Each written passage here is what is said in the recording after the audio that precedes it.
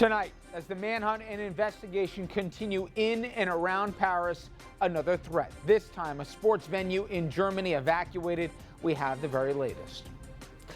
And then, the political reaction here at home. Ted Cruz and Jeb Bush suggest protecting only Christian refugees from Syria. Are these serious positions or just posturing and pandering in an election year? And later, there were once two of New York's vaunted three men in a room, and tonight former Assembly Speaker Shelley Silver and former Senate Majority Leader Dean SKELOS are both in court, both in Lower Manhattan, both facing corruption charges. We've got a live report. Good evening and welcome to RFL. I am Richard French, and thank you so much for joining us tonight. Well, we begin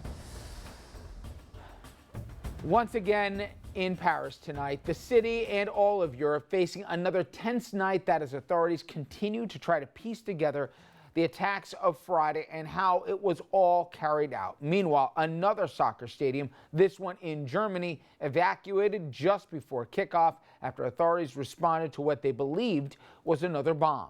Marcy Gonzalez, she is in Paris with the very latest on the ongoing terror investigation and the response.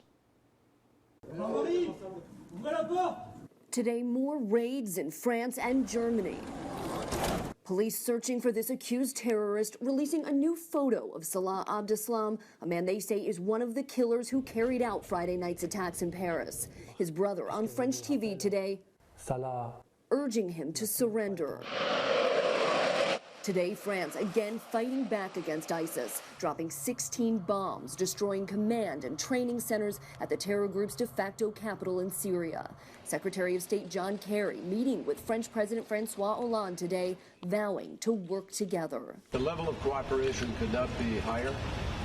We've agreed even to exchange more information. Tonight, much of Europe is still on edge. A soccer match between Germany and the Netherlands canceled before kickoff. The stadium evacuated, while at this game between England and France at Wembley Stadium, a show of defiance against the terrorists and solidarity with this grieving nation.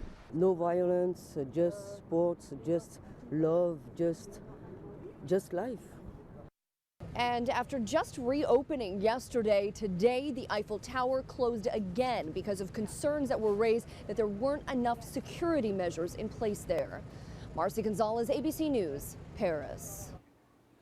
And with that, we will begin our coverage here of the ramifications closer to home about terrorism and the politics surrounding it in an election year. When we come back, we'll be bringing in our panel, and we'll be discussing, among other things, the politics of terrorism. What do Americans really want when it comes to our military involvement? There's been a lot of back and forth, but do Americans want boots on the ground in Syria? And speaking of Syria and Syrians, what about those refugees? Some Republican candidates have talked about religious tests or maybe shutting down mosques back home stateside here.